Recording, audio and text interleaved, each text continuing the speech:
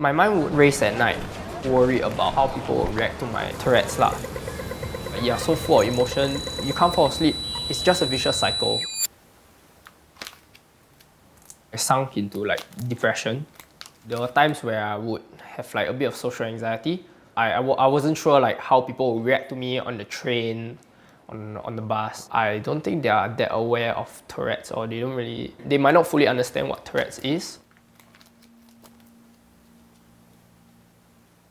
So I think I faced bullying because of my Tourette's around 2016. I think that was when my Tourette's got worse, and I think it was a bit hard for me to kind of mask my tics.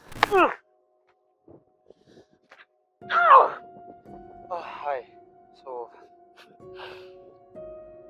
I think the bullying came when they started like mocking my tics. So I think it was quite difficult for me to handle it emotionally at first.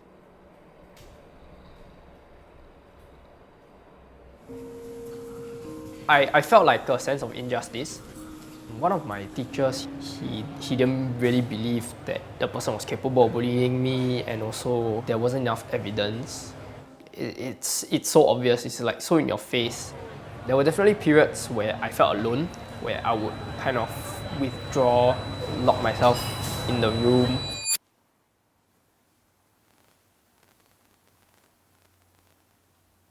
When he shared with me about his stories, the natural instinct was feeling sorrowful. And I wished I could be there to protect him. Even if I tried to comfort him, I knew then words were just words.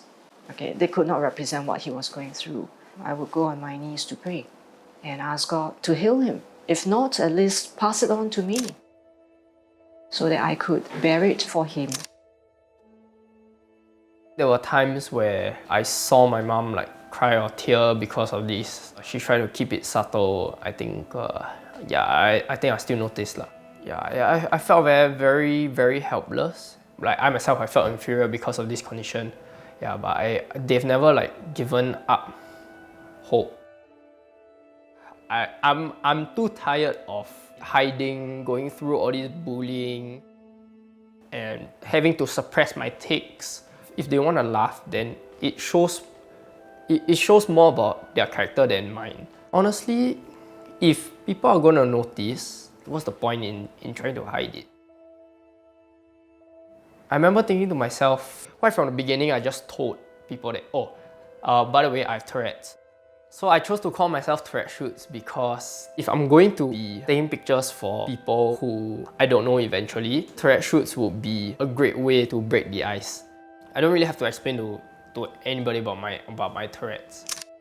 I use photography as a way to build my self-confidence that I wasn't going to let my Tourette's stop me from doing what I want to do.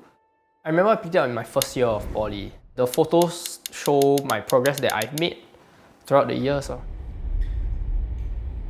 Mostly out of curiosity, they will ask me, so how are you able to hold a camera properly?